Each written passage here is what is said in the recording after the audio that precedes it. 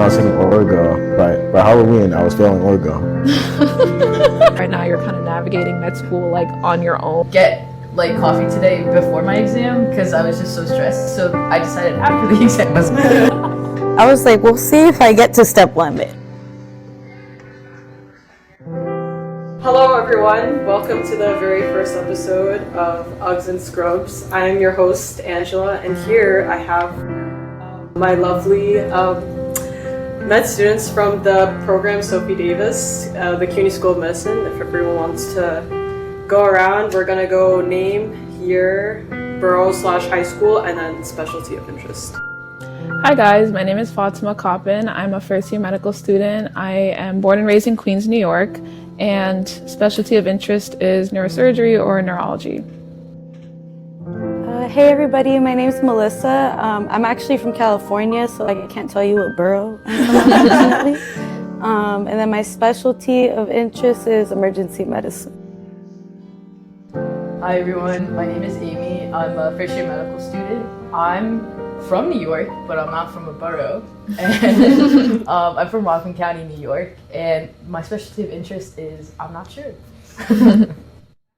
Hey guys, my name is Eddie. I'm a fourth year med student. I'm born in Brooklyn, grew up in Long Island, and specialty of interest in orthopedic surgery. Okay, so I'm gonna do like initially very brief stats. It doesn't have to be anything specific. I just want like the EC when you were applying that made you stand out, and generally what you wrote for your like why medicine. So like what motivated you to do medicine. If you need a second. What's an EC? Extracurricular. It's been so long.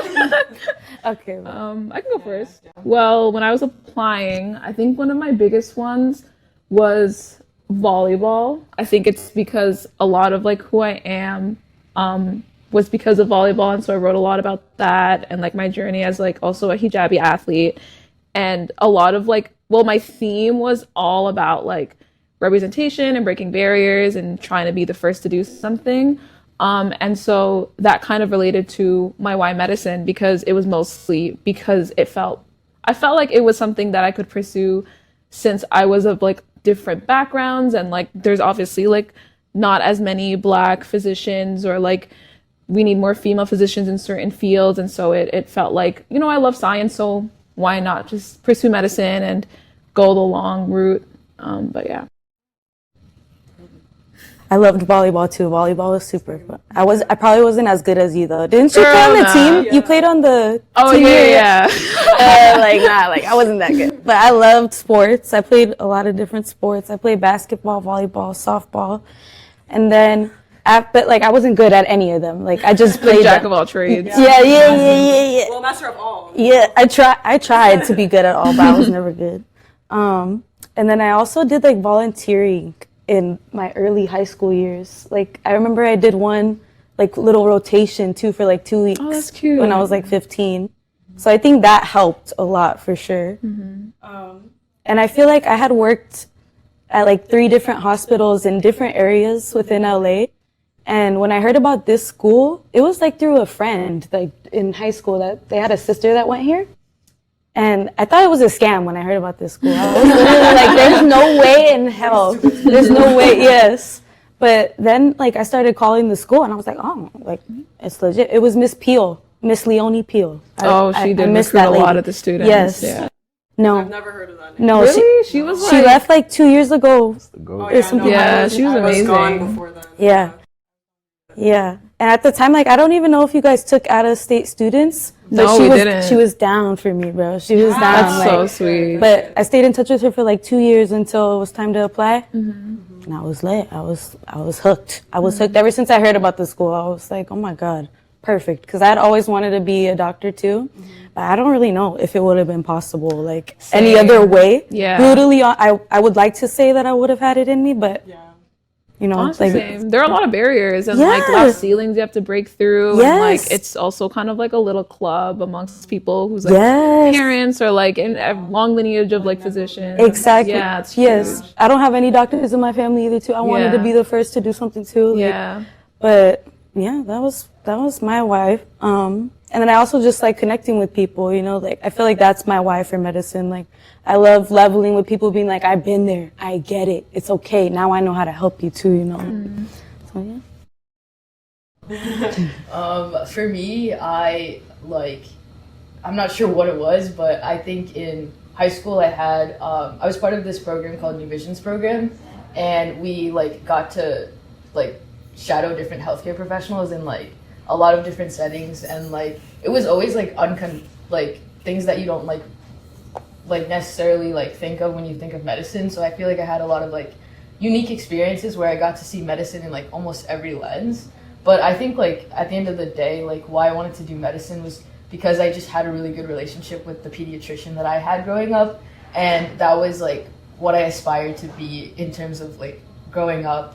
I wanted to be like the pediatrician that I had like growing up as a doctor, and like that was a big reason why I wanted to come here, because it was like so important in Sophie to like also like be like think about like preventative medicine and increasing access to care. And yeah, I'm also like the first person in my family to do medicine, so Sophie it felt like they wanted me, like, and I also wanted them, so Yes. yeah. Want to go ahead?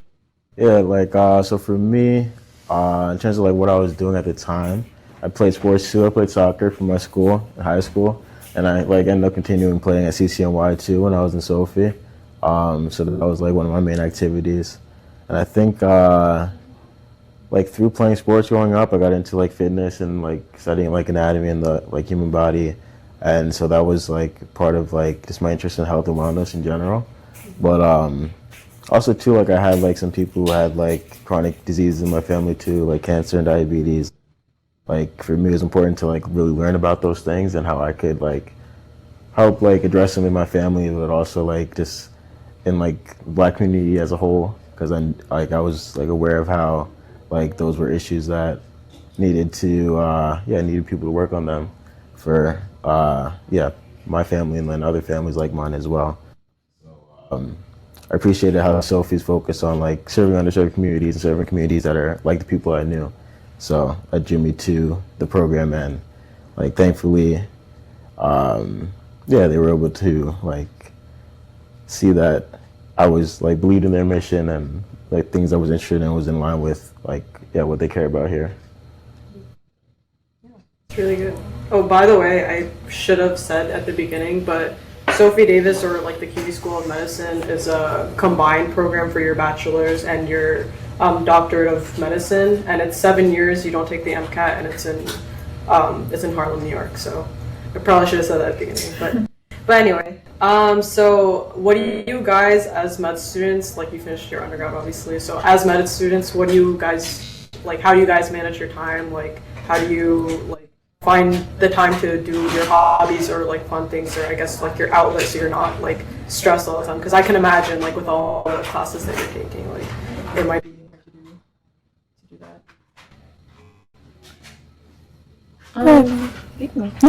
Well, I was gonna say I'm a big advocate for finding the time to like do your hobbies and like whether it's like new or old, or just like continue your passions, because you don't want to lose yourself to medicine or to school. And I feel like your identity is not just medicine, but it's also like your hobbies and what you do and what makes you who you are, to people who are not really involved in medicine. And for me, time management is something that you kind of have to practice when you're younger, and then you kind of get better at it as the years go by. It's not really something that you can just switch on and off, like, oh, tomorrow I'm going to start waking up at 5 a.m. and like for the rest of my life I'm just going to like be able to do my hobbies and fit all this stuff into like what the like 12 hours I have in a day. I think it does take practice, and it does also take kind of knowing yourself. So knowing how much you can handle, knowing that you can pull through like 3 days of studying for the exam, or if you know that you're not the type to cram, then like allocating a certain time every day to studying, and then dedicating like certain days to other hobbies. I also think that academic burnout is real. So like a little bit every day is usually how I do it. But again, everyone's different. I know students that do their hobbies for like days and days and then end up cramming and studying a week before the exam and it works out for them. So I think it definitely depends on the kind of student you are, and that takes having to know yourself. So in high school, I always did like a little bit every day. Like I'd go to practice, I'd come home, I'd study, and then I'd do like a little bit every day. So coming to undergrad and coming to Sophie Davis and med school, I knew that, okay, I'm not really the cramming kind of person, but it's kind of like I have to tell myself, you know, like if you want to be able to go to practice tomorrow, you have to get at least like 3 videos done or like finish your review cards. But yeah, I think for me, it just like comes from like practice, and soon it'll come naturally, but it does take a lot of practice and discipline for sure. That's such a healthy answer to that. I like that you make time. I see your sister's post too. Like I know you guys make time to enjoy. Yeah, like just being able to like go out and with families and friends and like. And y'all travel too. Yeah, making sure that you kind of get that time in with loved ones, because again, like medicine isn't really everything, and like I'm sure everyone here also agrees with that. Yes, I definitely agree. But I'll say like I was somebody when I got here, like I was definitely behind. So I had to give every last drop, like, and I still have to do that most of the time. Like it's gotten better, but I feel like it's more like I've just gotten used to going all the time. So I don't get out that often, like, but when I do, I appreciate it a lot, you know.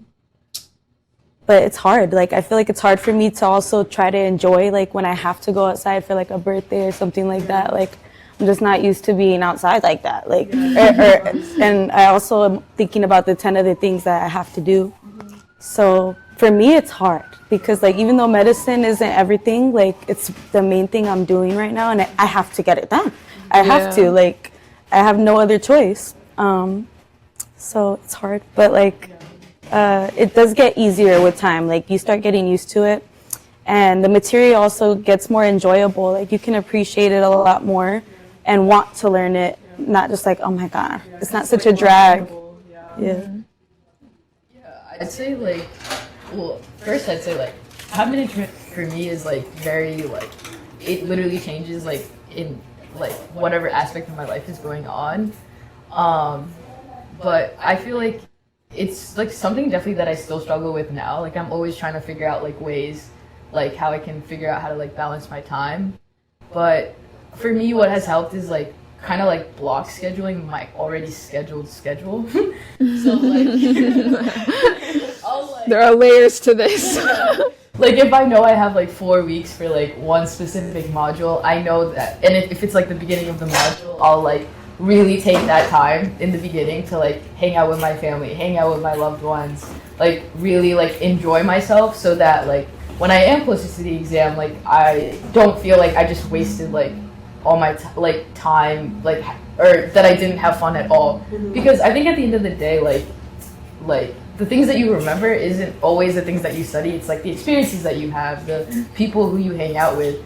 And so like I think I've like grown in terms of like the way I've been able to time manage, but like just figuring out like when can I have that fun and let me have that fun there, and then also just like knowing like, okay, maybe not this week, but like next week, kind of like mentality. Yeah, so I think like I can relate to everything that you guys have each said. I think there's definitely been like seasons of like, depending on what year I was in the program, there were times where I went like several months without going outside, like I was describing, or there's other times where I felt like I could plan things out well around my schedule. I think like the main like theme that I had to get used to early on was like being open with like my closest friends and family about how if I'm trying to go out somewhere, I probably have to plan it out like weeks or months ahead, and then try to stick to that day. So like once I started to do that, it kind of made things easier. And then also too, like I would try to plan things so that it felt like a reward. Like if I knew I had like a lot of work to do, I would try to plan something that I could look forward to, like at the right time. So that was helpful too. But also too, like there were other, like in undergrad, right, when I was playing soccer, like there were things where it's like if I knew when I was in the soccer season, I wasn't gonna do well. Like I remember like Really? It was actually funny for me because it was the opposite. Like when I was in volleyball season in CCNY, I was like, this is my semester. And then I would like stop the season and my grades would just shoot down. It was very weird. It was very weird. Okay, I would say it's the opposite for me. So like, that's funny. So for me, like I knew soccer was in the fall. We would start in August, like before the semester would start, and then it would end in like around Halloween. So like, I remember like when I was taking Orgo, but by Halloween I was failing Orgo.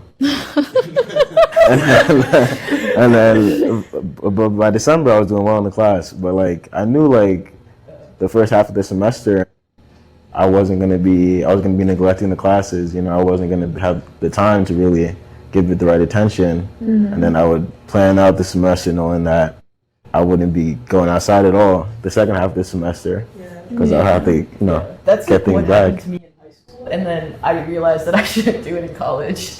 Yeah. I was so bad in high school because I tried to play volleyball and basketball. And then when I got to college, I was like, let me try club, and then I like tried. That's so interesting. I remember it was the same, like, I'm not, like, at the med level yet, but obviously, like, I played varsity for volleyball for a couple of years in high school, and I remember also for me, like, sure, it was, like, I like doing it, but it became, like, oh, because I'm a commuter and I do all this, by the time I get home, like, I have no time left to do work. Like, I just have to either do it on my commute there or stay up later, and then I would sacrifice my sleep trying to, like, get everything together, at least for that season of playing volleyball. Interesting. I think for me, maybe I like to like say, oh, like exercise just makes my brain work better. So like maybe it's that. I don't know what it was, but I do remember when I wasn't in season for volleyball, I just like let school consume my life because I didn't have like anything else. And like, I guess like that just made me miserable. So like, I think different people are very different with things, but like, that's actually very interesting. Yeah. Do you guys have like hobbies that you do now? I know Fatima had like volleyball, obviously, or like whatever sport she's doing. I know she's doing fencing. my fencing era. I used to make fun of people who fence. I was like, oh, they're so pretentious, and then like I ended up doing it in college. It's That's so funny. cool though. Fencing looks so. Oh, did you just get into fencing in I college? did. Yeah. It's pretty cool. I think it translates a lot from volleyball because of like fast reactions. So it was pretty easy to like kind of get into it. But it's like actually like the funniest thing. Like, we're just like, why are you fencing? Like, where did this come from? And I don't know. But I love it. So let's try a new hobby. Yeah, but do you guys like have like your outlet hobby that like doesn't tank your grades when you're doing it? Like you're like it's your like you have to include it so that you get your quote unquote break instead of like doom scrolling. I like I wouldn't say that there's something that like I don't know. Yeah, I've gotten used to the fact that like there's gonna be periods of time where I'm just not doing a hobby. Something I like got into more recently though was bike riding. Like if I was living in the city, I'd be taking the city bikes to like different spots, or like if I know I have time that day, I might take a long way that has like a nice view, like by the river or something like that. Yeah, something I got into with my dad, like over the pandemic. We'd ride around Long Island, ride to the beach, ride back home. So yeah, it's something I try to keep up with in whatever city I'm at now. Yeah, so that's something I like to do. I feel like I like to spend my free time like with my family because I feel like I feel like I don't really see them as much anymore, and so like I crave like family time when I do have the time off.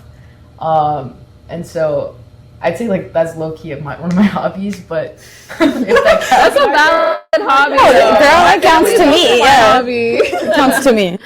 I also just like trying new things. Like I think my hobby is doing new things. Like I just like randomly get the need to like try new things. Like right now I'm really into like going to different comedy clubs. So yeah, like I'm just like always like if it's like Friday, Saturday, Sunday, like I'm going to a comedy club and I want to hear like the 1 hour of jokes, and like it's been like something that I never really thought I would do, but like, and I think that's also why like I really loved like just trying new things is like I feel like there's always something that I find that I like, and like that's like one of the reasons why I joined lacrosse because I've never played lacrosse in my life. It's like let me try that. That sounds cool. That's pretty cool. So yeah, I think just trying different things is like one of my favorite things to do.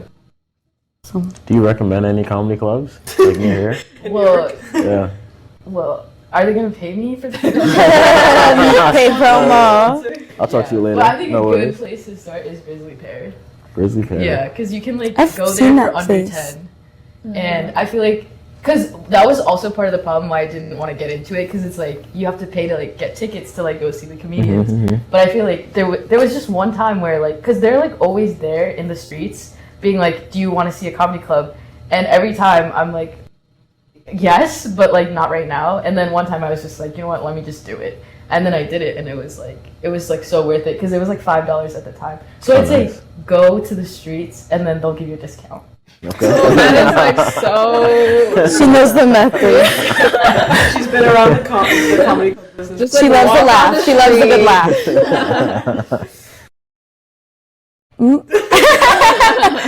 No, like, okay, like I have things I like to do, like when I can do them, but like they sound like really basic things. Like I like to bake. I like doing my nails. I like calling my family. That's the things I do in my free time, honestly. Yeah. Sweet. But those are always count. Yeah. That's your quote unquote like artistic outlet. Like doing your nails, like it's just as long as it's relaxing. Like I don't think it has to be like, I don't know, shame. Like I don't know. You kind of talk about it as if you're like shaming on it. No, because I feel like I do like art, actually. I feel like I'm good at it too, but I just don't do it. Have the I don't, time. it's not even I don't have the time too. It's just like I'm so used to not doing things for myself. So sad. Girl, yeah. No, but I get it. It's true. I feel like especially like it does depend on like kind of like where you are, and like also being the first to go into medicine in your family is so much pressure. So it's like you have to get it right. And there's just so much risk, and like doing things like hobbies, like there are risks to it, and you can either choose to like do it or choose to not, but at the end of the day, like we're all aiming for the same goal. So that does make sense. It makes a lot of sense. And like I know a lot of people who are also like that, where it's like sometimes like, you know, we study all the time, but I'm sure like we all like study with friends, or we study with people. Like for me, my hobby, like every time I hang out with a friend, it's always a study date. That's one of like my like maybe like beige flag, is that like, you know, I'll post on my Instagram like, oh, like I'm going outside, like I'm outside right now, like the laptops are out, like I've seen you and your sister out yeah, before like too. we're always studying, like we're not talking, and then it's like, oh, like I just hung out with my friend, we were just studying. So like I feel like there are definitely like levels to this. And one thing I will say though is when you said you like to bake, not a lot of people in medicine can like go in the kitchen and like make something. Yeah, like that, I think that's pretty impressive. Because Thank you, girl. me personally, like I have a roommate that likes to cook, and I'm like, girl, you are one of the very few people who can actually go in the kitchen and make themselves like a meal with like all of like the necessary like fiber, protein, because like my like rice and tuna does not cut it. But that's how I am most of the time. That's why I'm saying when I have time. Yeah. Like, oh my God. Yeah. It's rough. It's really rough. Yeah. Wait, on the topic of food, what are your like, you know, like you're cramming for a test, you're maybe staying up really late. What's your go-to bev and like quick snack or quick food like to sustain you or to motivate you? Ooh. So I like to eat. I like to eat for sure. If I'm staying up late studying, it might sound weird, but like a spoon of peanut butter is like the go-to. If I'm really locked in, it'll be like just take out the jar, take a spoon of peanut butter, and I just drink water. But that's another hobby though, like going out to restaurants. Being creative with the type of food you can grab the night before. A spoon of peanut butter is crazy though. It slaps. It slaps. That's what I'm saying. Like for me, I like the Skippy natural peanut butter. Skippy is With the best. The brown label. That's the best one. Yeah, The brown label? Yeah. Wait, the one with the Oh, the OG. that has to have like the. I'm not a fan of the crunch, but That's that bougie peanut butter, bro. How is it bougie? Like almond butter, like the No, crunchy it's Skippy, but with like With the chunks. It's not completely. No. With regular peanuts, like how you make peanut butter, but it's just like not everything's. I always want to like the crunchy so bad, but I think the nut needs to be cut finer. Like it's a little too crunchy. Nah, that's that like schooly late night snack, bro. Last time I ate peanut butter was It's like when you're not trying to do nothing and you just need to survive. I would say mine is definitely like rice with something. So like I'm like half Filipino and like the only like dish that I can perfect is literally rice. It's actually really bad because it's like way too many carbs. But like if I'm like short on time and I need to make like a snack, it'd have to be like rice and then like tuna and like spicy mayo or like salmon and spicy mayo. And then like I'll add like avocados and I'll just like mix it all up. Oh, recently I've been really into kimchi because everyone's always like talking about the health benefits. And I'm just like, well, it also goes very well with rice. So like I'll eat that. But I have a very like Asian diet, I would say. No, kimchi's really like it's good and it pairs with a lot of stuff. I literally I went to K-Town yesterday and I got Jongro, anyway, it's a place in K-Town and they have like a $10 lunch meal. And I've been seeing that on Reels. Yeah, we got it, and it's like a decent amount of food for like your sides are like the kimchi, like you get like a salad, I think, but it's seasoned, and then you get your like there I don't know what it's called. You know the potato thing with like the corn and I don't know. Oh, like the side. Yeah. But we got that, and then we came home and we made kimchi stew. But yeah, I've been living off of kimchi. It's so good. You put in soup and rice and like salad. In the morning. Yeah. It's like a side for everything, and it's so healthy. It's so good. It's gut healthy, so babe. Good. Yeah. It's gut healthy. It's gut healthy. You guys know who I'm talking about? They're gut healthy. No, yeah. So good. My go-to drink is coffee. Yeah, 100%. me too. Oh yeah. Me too. There's just no day I can live without coffee. I like couldn't get like coffee today before my exam because I was just so stressed. So I decided after the exam was time. Like it does not matter. It's not like a school thing. Like I need coffee for sure. And like all the sugar in the world that can go into that coffee also is like part of that. Have you tried matcha before? Yes, I have. Do you like it? I have matcha phases, I think. Okay. Like I will like it for like 6 months and then like I won't like it for 6 months. That's fair. But I think it also depends like where you go and where you get it, because I feel like anywhere I buy is just like not to my taste. So I've just been making. I feel like the best is what Oh yeah. Obviously, like I can put however much I want. I can put whatever sugar I want. So, Right. like I don't have to be like, oh, can you add more this? Can you add more that? Actually, it's not the type of milk that I want. Like, can you? And then it just becomes like a whole thing. But, yeah. Do you have your snack? I actually do. I had thought of it. I had thought of two, but the one I can remember, I really love Popeyes. Like I love that shit. That's like my guilty pleasure. Like my friends be making fun of me. Like you need to stop. Like, but I like the chicken sandwich. Remember when people like I wasn't gonna kill myself over the chicken sandwich, but I did like it. 2016 when I like, did people like were it. going crazy over that. That's what it reminds me of. The Popeyes chicken sandwich. Good times. I still like it that much. I still like it, but not enough to kill myself. No, I feel like when like during exams, like money and calories don't exist. Just whatever it takes to get you through that week. Yeah. Sometimes I like forget I need to eat, and I'm like, oh my god, I can't think because I didn't. No, eat I a actually meal. don't. Yeah, like, you just like Yes. forget. I will always have my like morning matcha though, because like I would like spend every day making it, and then I went like a couple days without it because I ran out of milk, and like the way I was fighting to stay awake, like I don't know how you go without like coffee like during those days, because like you probably have more of an addiction to caffeine than me.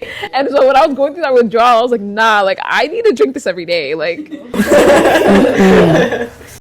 Yeah, that's funny. But I'm gonna kind of like go back to something we were talking about. I know you guys talked about like your family a lot, so like kind of on the, I don't know, I guess it's like related obviously, but when like your friends, I know you talked about like study dates, but like friends, relationships, doesn't matter if it's like romantic, platonic, like anyone outside of family, like how do you balance, I guess, those relationships with med school as well? Because obviously you can't like see some of those people like as often as you would like. I could start. I think it's really hard, like just plain and simple, like to balance your time and like your relationships with like family, friends, and loved ones. I think sometimes, like, as sad as it sounds, like, it's like setting up boundaries, but also like being able to be like flexible about different things. Yeah.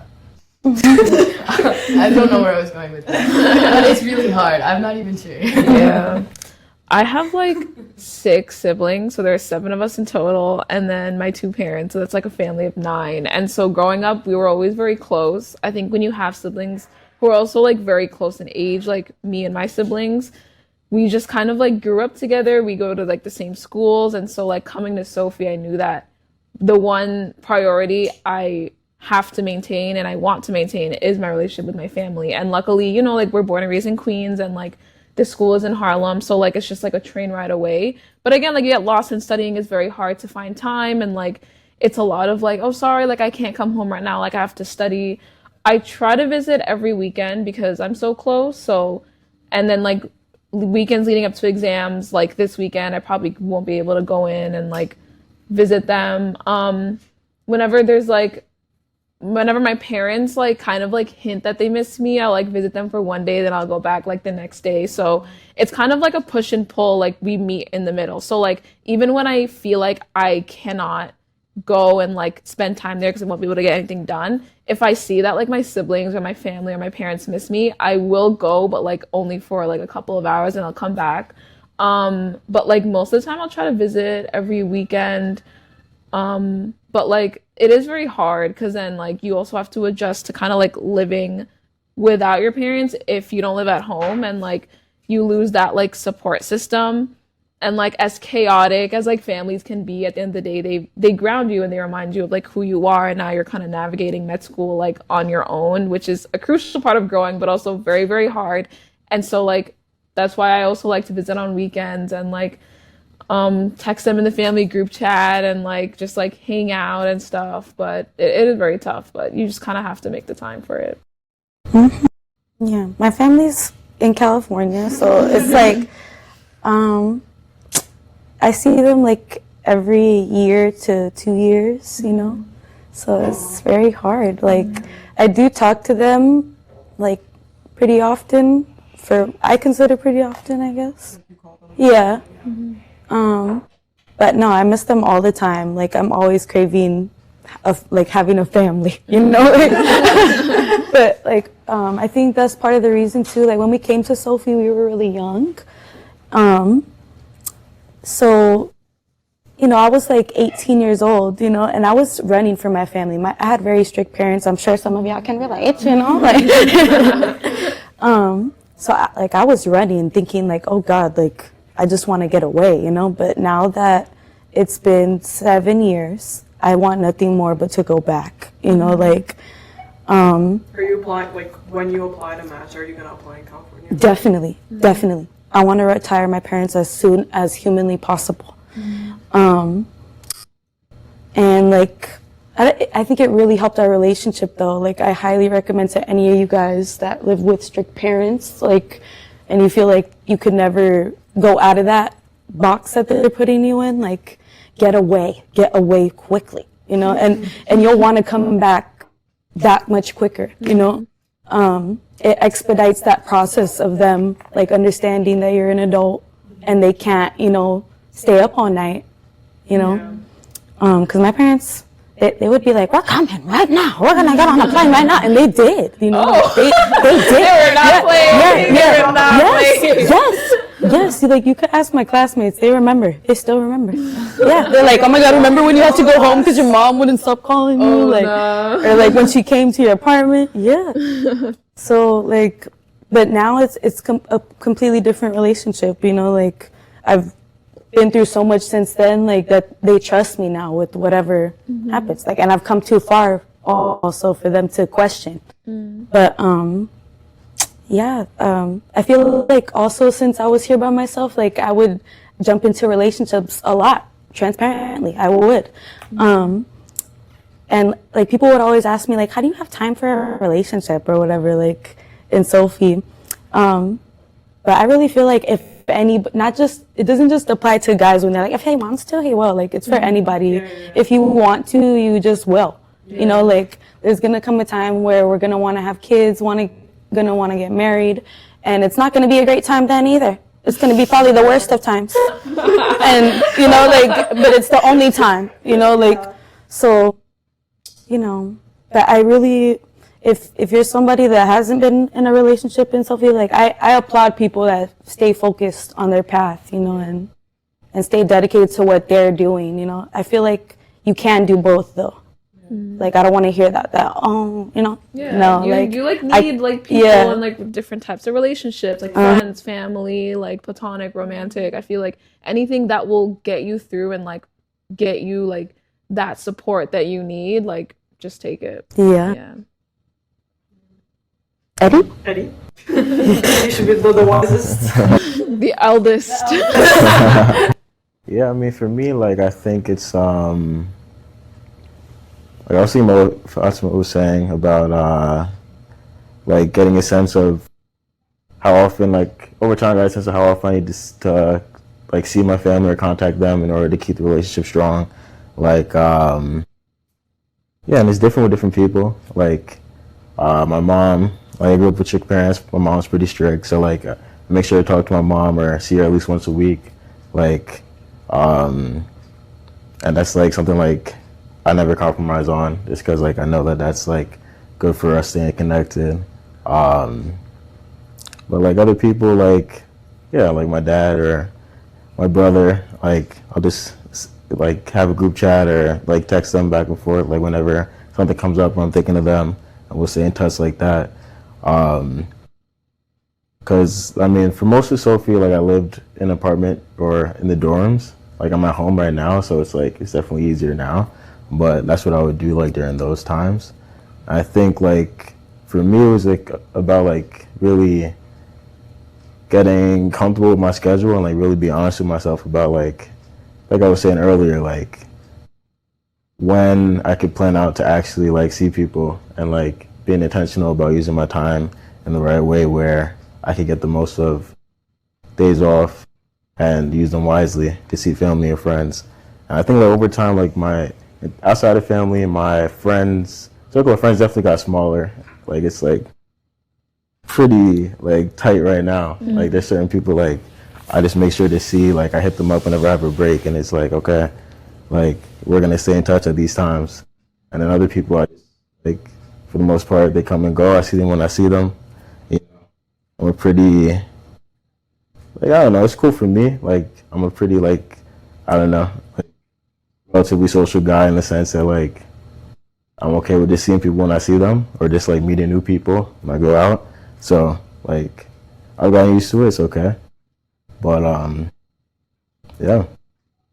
I think for me, too, something that's made things, more fun is trying to, getting comfortable with traveling different places and making that part of, pursuing different, extracurricular activities. For me, I did a lot of research in Sophie, and every time I did research, I traveled to a new spot, met new people in those different places. So it made the journey of going through the program more interesting, more fun, and broaden my network of friends in that way. So yeah, that was helpful for sure. And yeah, I don't know. I think in terms of romantic relationships, I feel I don't know. I think if you, I mean, you definitely could do it. But for me, I don't know. I was too focused on what I was doing all the time to really keep up with something like that. But to each his own. Yeah. I guess it's different for everyone, but the main thing is obviously family and friends, right? I wanted to ask, what's one thing you were not prepared for when you entered med school? I know Sophie kind of you're exposed to that at your undergrad and it gives you kind of more of the insight, but when you went into med school, you were hit with something and you were no one told me this was gonna happen. For me, it was imposter syndrome. That went crazy. I thought it was a myth. I was what do you mean? You go, everyone who's in med school have at least gone through the trenches and worked their butt off. So I'm just during that process from high school to college, I'm sure like there's like imposter syndrome, but it's like you just keep going and like it doesn't really stop you. But for me personally, like when I got here, the first like couple of weeks, there was like a voice in my head saying like, oh, like you don't belong here, like what are you doing here, like this feels like fake, like you're in a simulation. And it was just very, very weird.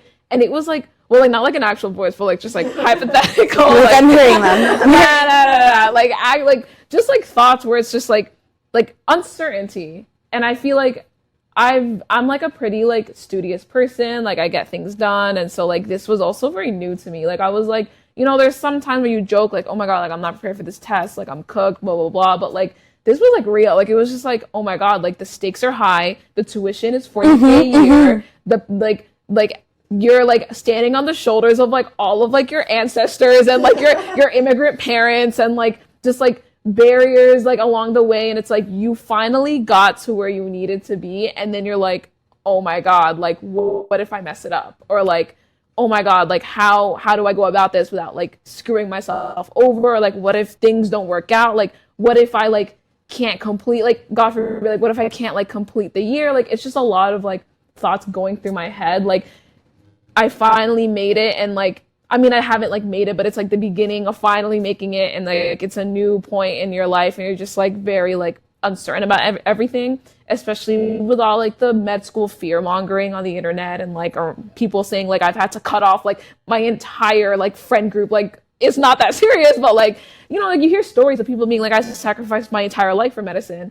And like so going into it, I was just like, do I even like belong here? And so that was what really like, it wasn't really like the studying or like the load or like the exams. Like it was really just the mindset of like having imposter syndrome, and then like having to actively literally work against that was also very difficult. And like eventually you'll reach the point where you're kind of like get into a flow of things. Like you like talk to people and you realize that you're not the only one that feels this way, and there are people who have huge pressures on their back, and like you're in this together. Like, you know, like once you like talk to people, like it'll make you feel better. But like I definitely think that was one of the things that like shook my brain. Like I was like, whoa, like what is going on? And like I think also that combined with like the frontal lobe developing, even though I'm just like 22, but like it's developing, you know, it's working its way through. And I'm just like that combined was just so like shocking for me. And honestly, probably one of the only things that like was a surprise for me entering med school. Yeah. For me, it was the research. I didn't know we had to do that until I got here, literally until you went. I was like, research? We have to do research? Like, that just threw me for a loop. But, yeah, I've done it. I think for me it was definitely like the uncertainty and a lot of imposter syndrome for sure. I feel like going into medicine, I didn't really know like what really I'm doing. Like I never really knew about step 1 until I was like a U1 or 2. I didn't know about step 2 until I was like a U3. And then I also didn't know that there was a step 3, which and then I just like, keep learning new things. Like, oh, like you have to certify like every few years, and like you have to do this, you have to do that, and like there's just like so many things I feel like that I didn't know, like because like I just thought like you just take a class and then you like kind of get your degree, but I feel like there's just so many like exams that I didn't know you need to take. And like I was also like a lot of like, oh, like I have to like do things like outside of school too, like research, and just like that like amount of like uncertainty and like what it actually takes to get to where you want. I think that like was like the most like scariest thing for me, like going into med school, because like I just didn't really feel like I was like prepared for all the like things that like we need to do in order to like get there. Sorry, what's the question? It's like, what are you surprised Like, about? what was like something no one prepared you for med school? Like at least like most unexpected thing. Yeah, so for me, I would say, I think the uncertainty aspect is definitely true. I didn't know like how consistent you had to be with just like doing things, like working on things every single day. Like I got used to it over time, but it's like, yeah, think like I definitely like had a battle in the beginning, earlier in the program in terms of like trying to like separate, I guess, my personal life and like professional life in terms of just like studying. Like I used to like try my best, like if I was like hanging out with friends or like yeah, just doing something for myself to like completely disattach from like any work I was doing. But I think like at this point, I got to the point where it's like, you know, thankfully I found like a lane that I'm really interested in terms of like pursuing orthopedic surgery. And it's like when I'm like doing work or like trying to find work to do, it's like I try to like accept it as my lifestyle, and it's like I'm pursuing opportunities that are in line with things I actually want to do. So it's like I'm having fun like as I'm doing them. I think like in order to actually like be happy and like live a sustainable life where you're not like burnt out, you have to like build a lifestyle that you actually enjoy living in every day. Because yeah, I think like in order to like get somewhere, yeah, in order to like be successful, like you have to like be like basically like working like every single day. I don't think like I really understood that until like later on in the program. And it's like yeah, like you were saying before, like study, like having a study day is like a hangout. It's like, Yeah, like that's it's on real. my mind. Like you'll go out with someone, you're just like, oh my god, like what was that Anki card from like last night? Like it's horrible. Like it's always in the back of your mind, and like Yeah, that's real. What do you think has been like the most like rewarding / happiest experience of being in med school so far? Getting this far, honestly. I swear, literally, like, I was like, we'll see if I get to step limit. Like, I really didn't know I would come this far, so I'm so grateful. I'm so beyond grateful that I got this far. Honestly, I second that. Like, I literally, like, I think about it, like, literally every day. I'm like, I'm here. Like, I think about, like, oh my god, I passed MSK. Oh, I passed. Like, every time I pass a module, I'm like, oh my god, I'm, like, one step closer. And I'm, like, I always, like, I love how like the happiest is like when we're almost done. Like when it's over, We're almost there.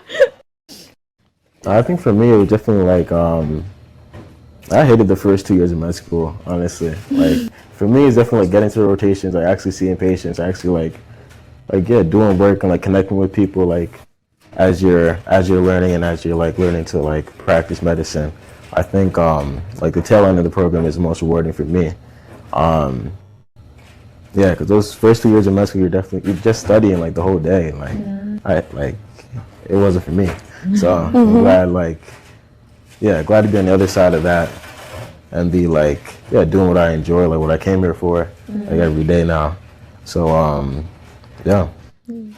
For me, it would be the research. I really like being able to like apply what I learned, and I haven't reached clinicals yet, but I'm hoping that like I like it just as much, because there's just something about like applying what you learned than just like learning it that just like alters your brain chemistry. Like it just makes you feel like what you have learned is finally being put to use. So like I guess like moments where like you feel like things have become worth it, whether it's like when you reach a certain milestone, but like those moments of like achievement or like just like crossing each like checkpoint is definitely like where I feel the most relief, like aside from like hobbies and stuff like that. But yeah, like research just kind of like, because for me it wasn't going into Sophie, it was actually like either I do research or I become a doctor. So like research was always kind of one of my biggest interests. And so when I went into Sophie, my biggest thing was like, I hope I can actually have like time to do research. And so doing it kind of reminds me of like, I don't want to say like the life I could have had, but like it does kind of remind me and like of like things that like just like external things that I can like still kind of be like academic focused on, but like it doesn't have the pressure of like you're being graded on this certain like research project. Like it's something that I have autonomy over. So like also things that like I have control over, like I really enjoy doing that, where I can like plan out the project myself and like carry it out myself.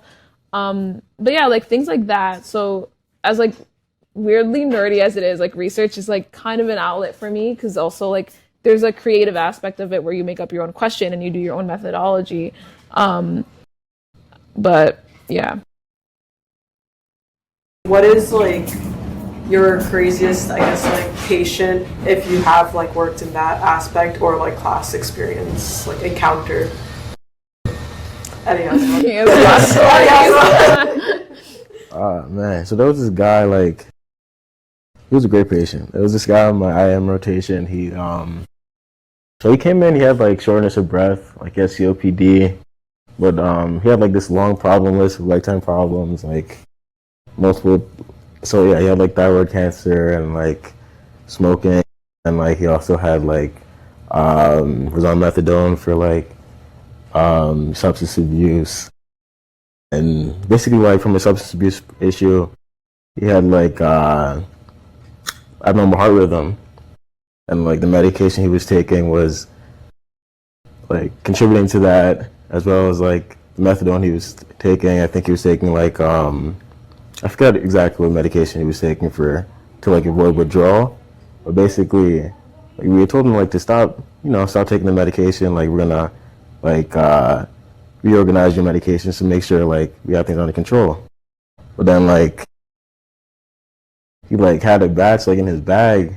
So then like I remember like there was one day in rounds where like one of the residents went to check up on him, and he like just like took it like like he like went to the cabinet to like get it from where they had like put it away, and then like just like was like, sorry, I need it, and then like just took the medication that day, and then like it was the whole thing. And then like he had like, this guy was like 5'5" also too, and his roommate was like 6'5".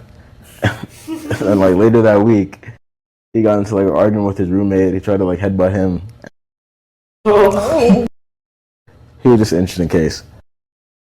All I had to say, we were able to help him out, help him with his shortness of breath. He ended up leaving like AMA like before we can get the heart rhythm under control. I like working with him though, because like I got to talk to him each day, try to help him understand like his condition. So I think he did leave like with more, definitely like a better understanding of what he was going through. Hopefully he was able to make better decisions with like, yeah, how to manage it over time. But yeah, that's an example of an interesting guy. I have like very limited clinical experience actually. Like even in high school, I like never volunteered in a hospital. It was like COVID year. So like I have very little. I just remember like I shadowed at like a liver clinic for third year of undergrad because we were all like forced to like shadow and like find someone. They're all like, okay, well you have to get hours, so like just go find someone and shadow. So I found this liver guy, and like we went to do like a consult in the ED, which is in Manhattan. And before he walked in, he was like, by the way, like the New York Times wrote an article about us. And then it's like he opens the door and it's just like beds everywhere, and like there's like no room to walk. Like it was actually insane. Yeah, I was like, that was like my first time in like a New York City like overcrowded ED, and I was like, this is insane.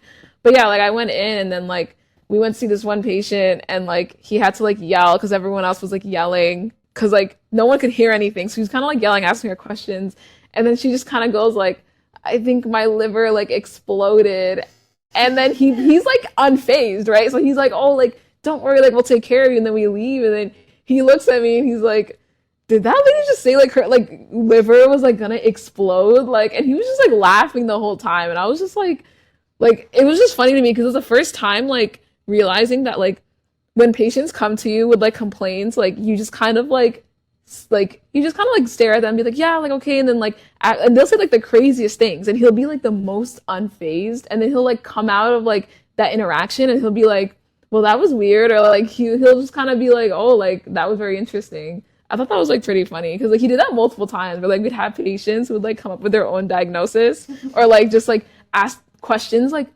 unrelated to like the liver, like just like crazy unrelated questions, and then he'd be like, oh, like not really sure, and then like after that we just like debrief, and he'd be like, yeah, that was like really interesting. It's just like my first time, that was like I think like my first time in clinics too, so like my first time seeing patients, seeing how they interact with like physicians, and I was like, wow, like the doctor I was shadowing was very patient and like very like empathetic and like very respectful, and like sometimes like, and even when the patients would like say like the craziest things, like he would just like, it'd be like an easy like conversation, and then after that we'd debrief and be like, yeah, like that's like very interesting. But that was like, I guess like not very crazy, but like just like an interesting thing that I like found out my first time like shadowing third year of undergrad. One of the patients I had was on the IM floor like recently, honestly. But this patient like was just not happy to be at the, no patient is happy to be at the hospital, but this one was like just yelling and screaming all day, like abusing the nurses. It ended up being because his mom had died there. So like I remember just being like, dang, like we were over here being like, oh my God, this man is so crazy. But it's like for a reason.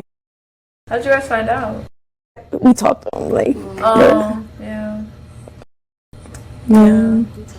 There's a lot of and like crazy stories, honestly. Like, Yeah, I honestly don't have any crazy stories. I also just don't have that much like clinical experience because we haven't really started that part yet. But I relate to like a lot what you're saying. Like most of the like patient interactions I have are like a lot more sad, or like the exact opposite, where it's like really like good like warm conversations.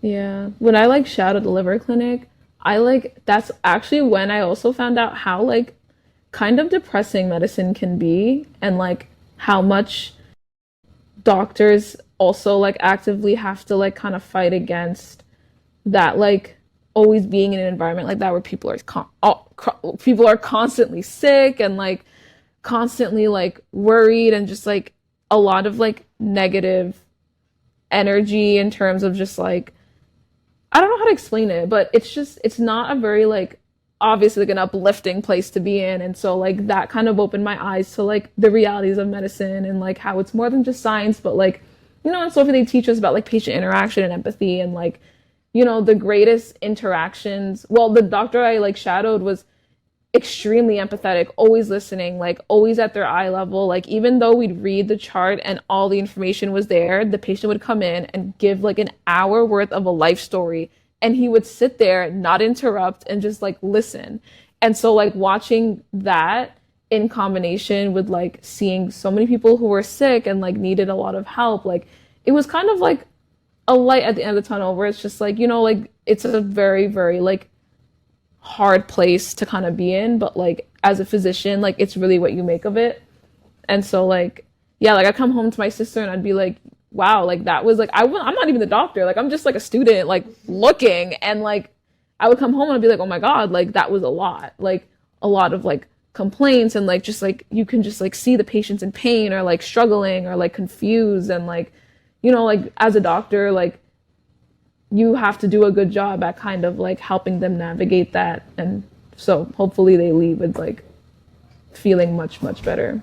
But yeah. Your emotions in like that type of environment, because obviously like you said, like it's more on the down note than the up note. I think like you really just have to see the patient like at the end of the day, and like understand like where they're coming from. I feel like it's like very easy to like think, oh, like this is so annoying, this is this, and like hate the like idea of it, because at the end of the day you're like a student, or like, but like if you really like see your patients, see like why they're angry, like why they're suffering, why they're sad, I feel like it makes it a lot more easier to like regulate your emotions by like putting yourself like in their shoes, and like really like taking the time to get to know them. Because I feel like a lot, at the end of the day, like patients just want to be seen. Like they want you to know that you're there, that you care, and that you're like willing to do something for them. And I feel like that really helps in terms of like, for me, like grounding myself, making sure that I'm not like, like I'm like there and like helping them for like what they actually need.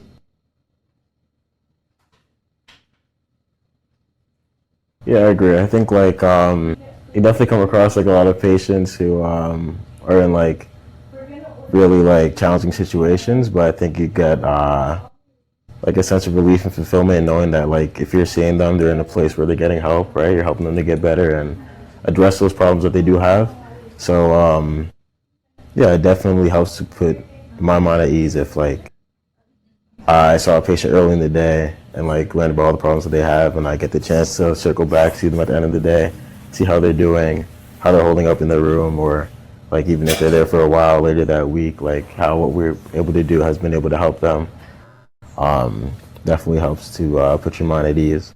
But I think too, like some patients, like there are times where there are patients that are like they're more difficult to work with, right? It's like it might be hard to even go to talk to them. They might not want to talk to you. And for me, like I think like it's definitely good to have like a family member or friend to like just vent to if you do have like a tough situation when you're on a rotation. Yeah, I think like just talking it through or like writing about it too, like journaling is also helpful too if you like end up going home with a lot on your mind, because it does happen from time to time. I just like whoever I'm working with to feel like I feel them, like I get you, you're not alone, you know, like so like if I can sense that I'm making you feel that by any means, you know. It's hard for me, I'm not gonna lie, like it's hard. Like I be tearing up, I'm not gonna lie. I be having to step out because it's so sad, like you'll see. Yeah, I agree with everyone. And like obviously my clinical experiences are very limited, and like when you're kind of in your early years, you kind of just stand there and you watch and you observe. But I do remember there was this patient at this ICU that I like shadowed at, which the ICU is also a very, very like hard place to be in.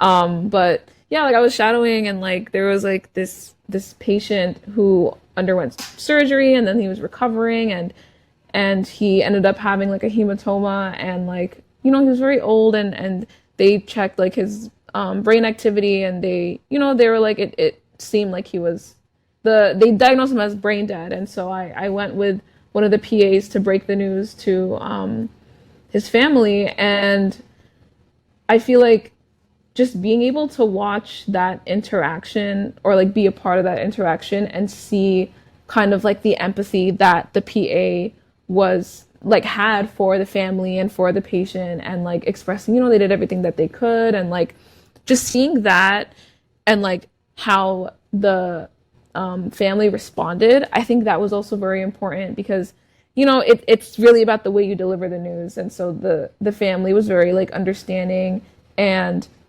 it made just having someone there that took care of that patient from the beginning all the way to the end. And then like it's almost as if the patient meant something to them as well. And so I feel like always carrying these patients with you is like a big thing. Like I guess being comfortable with the fact that the hospital is not very uplifting, not trying to like change it into something uplifting, not romanticizing it. I think because I'm all for romanticizing studying and like working hard, because like sometimes you just gotta get the motivation in.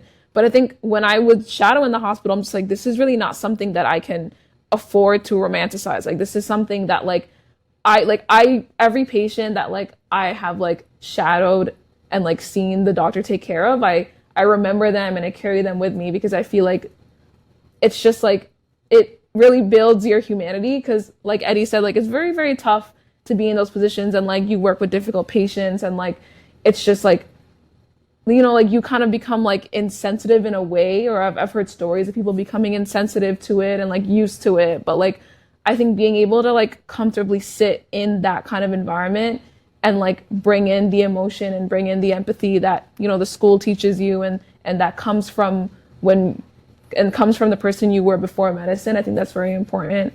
And like that's really like how I would kind of deal with it when I would like shadow for days on end in like environments like that. Just like being able to carry my patients with me and like just like not forget them, or like there's actually this thing that like it made me think of, which is kind of unrelated, but like I worked with mice for a good amount of time, and like like you euthanize the mice, you experiment on them, and like in a way it's kind of brutal. Like it gets to the point where like sometimes you just become insensitive to like these animals that you first saw as, oh my god, like they're so cute and adorable, and like I can't live doing this to them. And then eventually like I was like, oh yeah, like like I'm gonna sack this animal today. And like then I saw a post on Instagram of like this like country putting up a statue of a mouse in front of the research institution. I was like, wait, like and then I kind of sat and I was like, oh my God, like as time went on, like I started becoming very used to like just like seeing these like animals as just like, oh, like we experiment on them, and like obviously it's nothing compared to a human, but like it just like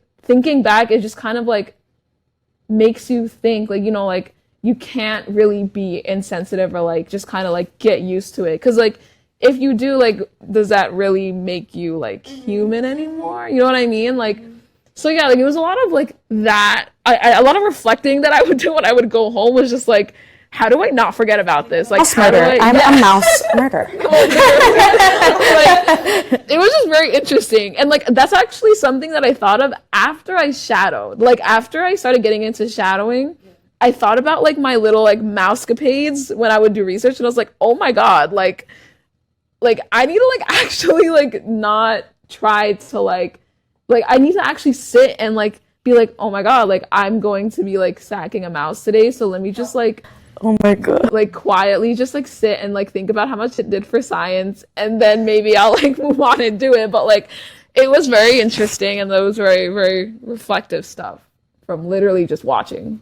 But yeah, I think like an important point you bring up though is like the idea of romanticizing medicine. I think a lot of like pre-meds, even med students, and when I was a high schooler, I remember like having this idea of medicine. Oh, it's so aesthetic. I'm just gonna make my little Pinterest board and just like have this idea. And then I remember like walking to a facility for the first time. Like I volunteered in a rehab facility for like 2 years, maybe. It was like surgery and like for like older patients. And then like it kind of like sunk in that like this is not a place where I could just like mess around. And I think that's like the wake-up call that everyone kind of needs to like keep in you. Like you have to be comfortable with being uncomfortable, because if you be comfortable, you again like you lose your humanity. And it's like we can't be insensitive to the types of, you know, things people are going through, because that's the whole point of being a doctor. You have to be there for your patient, and you have to empathize with them, whatever they're going through. Like it's not just like, oh, like you have cancer, I studied this in my books, like I got this. Like no, it's like you have to, like you're putting a face to a name at this point. It's not another like dummy in the clinical skills lab. It's something very real. And I think like, you know, that wake-up call that you get, or at least that I got, it just made me, I don't know, like it was a maturing point. But also like obviously I'm not at that point where I'm like rotating and doing like I'm not med school, I'm not at that point. But like I realized it very early, and I'm like very thankful that I realized it early, because it almost like gives me more purpose when I go through like my undergrad. Like I realized like I have to be there for those people, because sometimes they can't even be there for themselves. Like they're losing that hope. So like if I am sensitive to their situation, and I'm sensitive to like where they come from, like what they're going through, like I think it just like it makes you feel a lot more. Sometimes it's not good feelings in it, but like it's good. Like you like it can't be like this like always happy, always this, always that, because like if we just, I don't know, that to me that feels like it's like kind of like silencing everything. If we just like mute it out and like just be comfortable, like why would we go in and try and fix things if we felt comfortable all the time? So I think that like helps motivate physicians, at least like, I don't know, for me. Yeah, but like on that note, like going through med school, I know a lot of the time like you guys like, or like us, I guess, like sometimes we feel like lost and we just like don't really know what to do. Like I guess like name some of those times, and then like what's some motivation that like keeps you pushing through? Like what can you always fall back on that like helps you like get back up? I remember I went through a hard time where like I had failed like 2 modules. So like that lit a fire up under my butt. Like I remember I was just like, oh my God, I cannot fail again. I can fail never again. Like, and that still keeps me going to this day, because I'm like, okay, I have to just finish now with no mistakes, no more, you know? And it's not because the school or anything, it's just, well, partially, of course. But like, it's also just because I don't want to have to go through that again, you know? Like,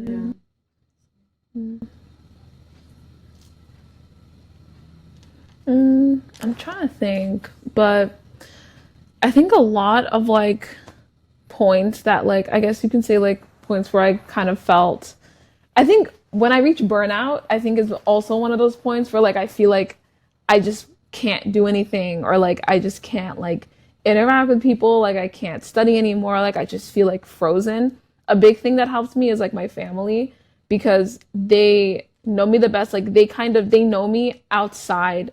They knew me since, I mean, obviously like since I was born, but like they know that version of me of like before medicine. And so sometimes I literally just need to be brought back to moments where like I existed without medicine, or without the pressure, without the burden. Because whenever I feel that burden on me, like, like it's great to like talk to classmates and like, like you're not alone in this, and like trauma bonding and like does a lot for like a lot of people here in Sophie. But like sometimes you just kind of need that space where like you don't, well, sometimes I just need that space where like I need to feel like a person and not just like a student or like a medical student.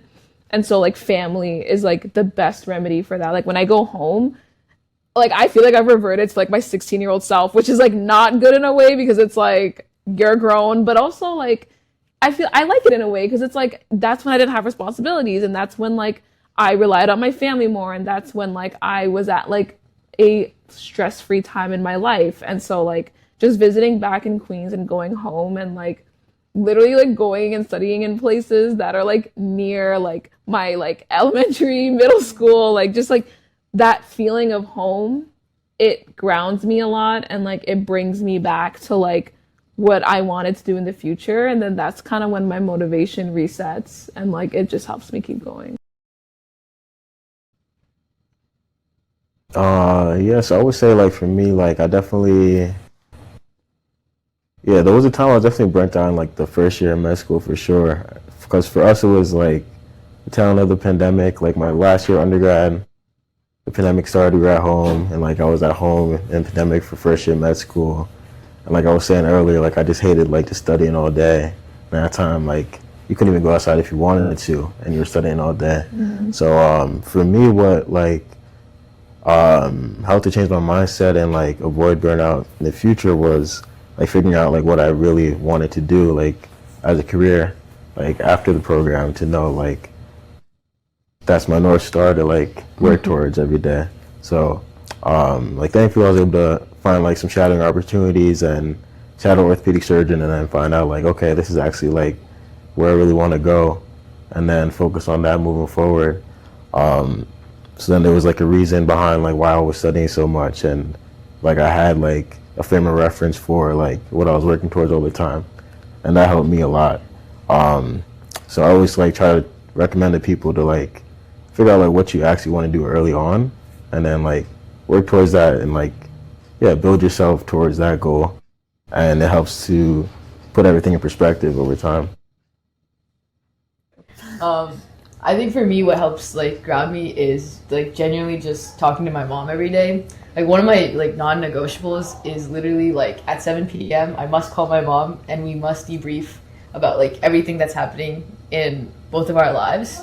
And I think for me, it just like grounds me because it makes me remember what life, like when I talk to my mom, she reminds me of what life is outside of medicine. And then when I talk to my mom, it also makes me understand that like what I'm going through is like what it is in that moment, and not like having a conversation like every day like with my mom just helps me ground me, because it makes me like remember that like life is so much bigger than like what you're going through, and like it's okay to feel your feelings too, because I think that when you like talk about like what you're feeling, what you're doing, it makes you remember it also, and like what you're doing in the moment as well. So yeah, I'd say like for me, it's definitely like talking with my mom and my family. Like that is how I stay grounded. Yeah. Last thing. So if you had to like pick Sophie again, like went through everything that you went through, would you do it again? If so, what would you change, and what would you keep the same? I wouldn't want to do it again, but if I was back there and I had to make the choice again, I would make the same choice. Absolutely.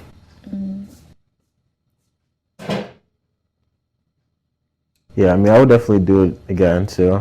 I think something that I would do differently is to get more comfortable with like studying every day, building towards goals every day, because I'm someone who's very, very good at cramming. And like, even like up until like a couple years ago, I was like cramming for every exam, but it just wasn't healthy over time. Like I would just pull all-nighters like for like a lot of like every exam, like M1, M2. Like I wasn't sleeping the night before the exam because I was trying to like get everything I could in before the test would come.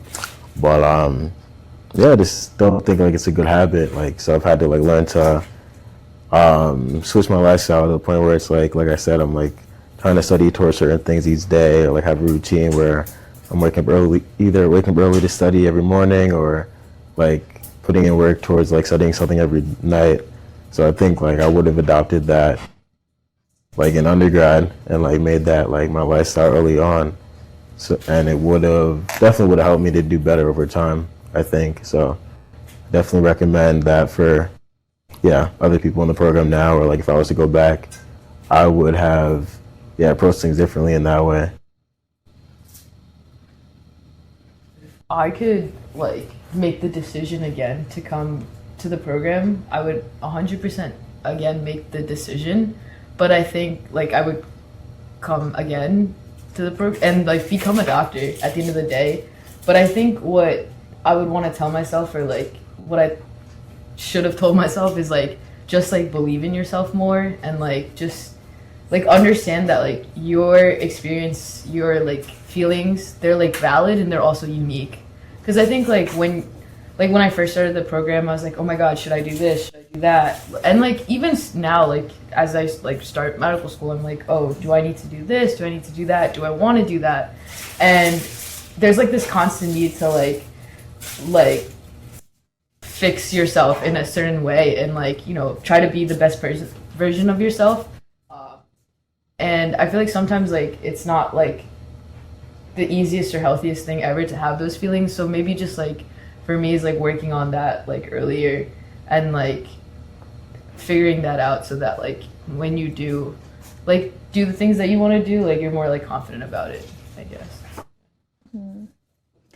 If I were to go back, I think I would definitely do it again, but mostly for the job security. Like I'm not gonna lie, like if I were to, because I like to enjoy passions, but also when it comes to pursuing like careers, I'm a very practical person. So like considering like how things are changing, and like you need more than a bachelor's to like get a job and like all that stuff, and how it's harder to get into medical school now, like I would definitely make the same choice to come to the school and pursue that, just like for like practical reasons. But like I'm not gonna lie, I would also be open to like going a traditional route and like going into something else just because. But I would actually like maybe like 70% choose like Sophie again. And that's also because like I like my sibling goes here, so I think that does make things easier. If she didn't go here, not gonna lie, I probably would have like 40% picked Sophie Davis. So that did like that played into a lot of my decision making, and like I would never like change that decision either. And I think if I were to do it again, I don't think there's much I would change, because like I'm very much kind of like a don't look back, because if you look back too much, then like you're gonna want to do everything again. But like I do agree with like the confidence thing. Like I think that's something I'm still working on. And so like if I were to go back to the beginning, I would try to build a stronger foundation, so then I still wouldn't have to keep working on that. That's probably like the one thing, but like everything else, like I think it all just like kind of everything happens for a reason. So Do you guys have any like closing remarks, any final thoughts, piece of advice?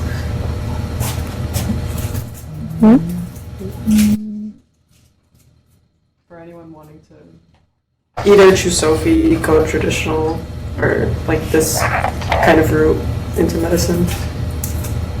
I guess like always like stick to what you love doing. Like at the end of the day, like that's really all that, I don't want to say like you have, but like it is something that like you have to carry with you. So like not making a decision based on like what someone else wants for you, but making that decision based on what you want for yourself. And it could be because of a person, but like it should never be like, it could be because of a person that inspired you, or like because of someone that you want to like, that you look up to. But like if you have like a little like voice in your head like saying that like you don't think that like this is the path for you, you know, like reevaluate that, you know, like it isn't really like a be all end all like black and white type of situation. Like there's always a gray area to things, so like always like pursue what you love. And yeah.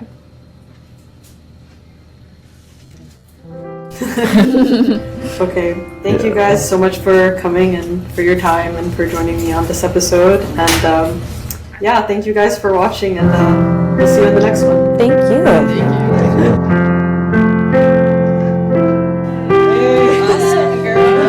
Nice. I'm not podcast trained.